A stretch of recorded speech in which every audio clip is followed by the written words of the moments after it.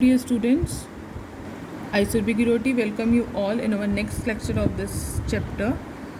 Today we will continue with the next topic of this chapter, that is increasing and reducing friction. Friction को increase और reduce किस तरह से किया जा सकता है. In this we shall discuss the way of minimizing friction and maximizing friction in this section. As you have seen in the previous section, friction is desirable in some situation. आपने इससे previous videos में आपने पढ़ा है friction जो है कुछ situation में desirable भी होता है और कुछ situation में undesirable भी होता है ना.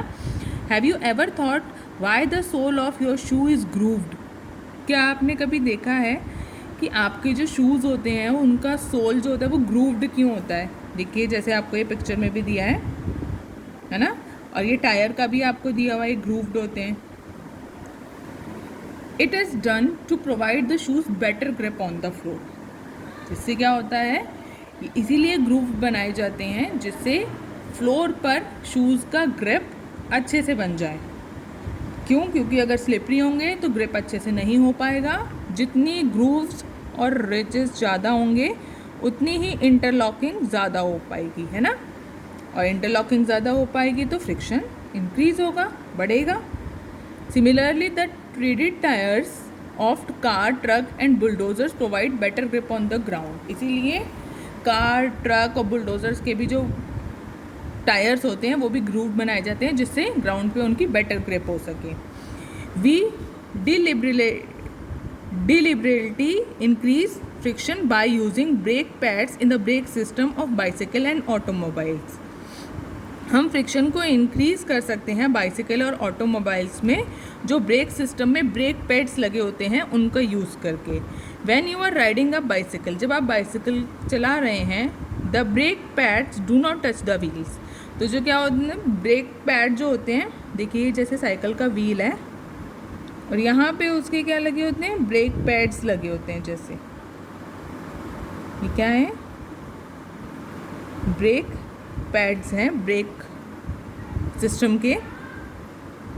ये व्हील को टच नहीं कर रहे होते generally, but when you press the brake lever, जैसे ही आप प्रेस करते हैं ब्रेक लीवर को, क्या होता है, these pad arrest the motion of the rim.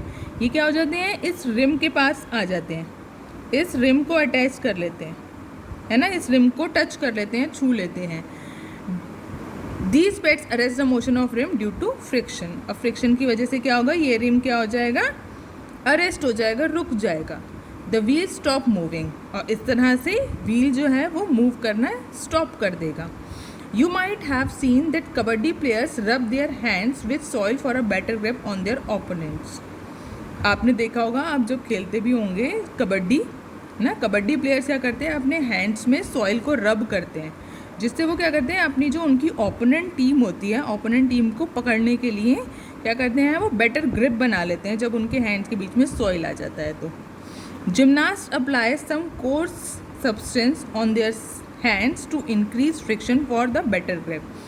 जब जिमनास्ट जो होते हैं वो अपना प्ले कर रहे होते हैं, जो भी वो करते हैं, जिमनास्टिक्स जो होते हैं, जिमनास्टिक्स जब वो कर रहे होते हैं तो कुछ वो अपने कोर सब्सटेंस अपने हैंड पे रख लेते हैं जिससे उनका क्या हो सके, फ्रिक्शन इंक्रीज हो सके और ग्रिप बेटर हो सके.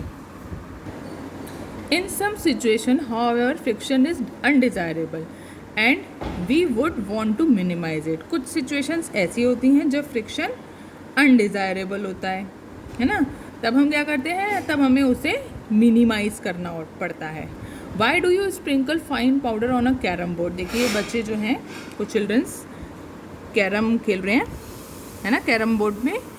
तो ये क्या करते हैं, यहाँ पे आपने भी जब खेलते होंगे आप लोग, तब क्या करते होंगे, कुछ पाउडर आप उस पर स्प्रिंकल कर देते होंगे कैरम बोर्ड के ऊपर. You might have notice that when a few drops of oil are poured into the on the hinges of a door, the door move smoothly.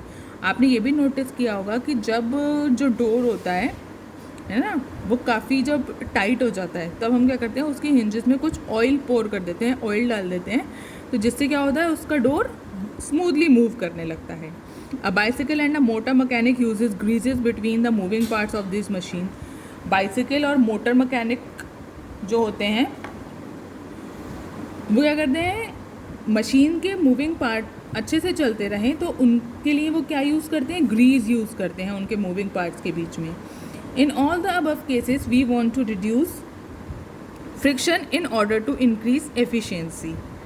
इन सारे केसेस में फ्रिक्शन को रिड्यूस करने के लिए हमें क्या करना, फ्रिक्शन को रिड्यूस करना पड़ता है जिससे हम मशीन की या फिर डोर की एफिशिएंसी को इंक्रीज़ कर सकें। व्हेन ऑयल, ग्रीस और graphite is applied between the moving part of a machine, a thin layer is formed there. जब ऑयल, ग्रीस या ग्रेफाइट को किसी भी मशीन के मूविंग पार्ट के बीच में अप्लाई किया जाता है तो वो क्या करता है, वहाँ पे एक थिन लेयर फॉर्म कर लेता है। And moving surfaces do not directly रब अगेंस्ट ईच अदर, जिससे जो भी मूविंग सर्फेसेस हैं, जो भी दोनों सर्फेसेस हैं, बोथ सर्फेसेस एक दूसरे से डायरेक्टली कांटेक्ट नहीं कर पाती हैं, डायरेक्टली एक दूसरे के कांटेक्ट में नहीं आ पाती हैं। देखिए जैसे आपको फिगर में भी दिया है, ये देखिए सरफेस 1 है ये, और ये सरफेस 2 है ब्लू कलर की। इन दोनों के बीच में किसी हमने लुब्रिकेंट का यूज़ किया। लुब्रिकेंट मीन्स कोई भी ऑयल या ग्रीस का यूज़ किया है जिससे इन दोनों सरफेस के बीच में एक थिन लेयर बन गई और इन दोनों का कांटेक्ट नहीं हो पा रहा है ना। Interlocking of irregularities is avoided to a great extent. Movement becomes smooth. इन दोनों के बीच में इंटरलॉकिंग नहीं हो पाती है ज़्यादा, क्यों? क्योंकि ऑयल की लेयर आ जाती है एक बीच में। जब ऑयल की लेयर आ जाती है ना ज़्यादा इंटरलॉकिंग होगी और ना ही ज़्यादा friction. The substances which reduce friction are called lubricants. वो सब्सटेंसेज जो फ्रिक्शन को रिड्यूस कर देते हैं, कम कर देते हैं, उन्हें हम क्या कहते हैं, लुब्रिकेंट्स कहते हैं।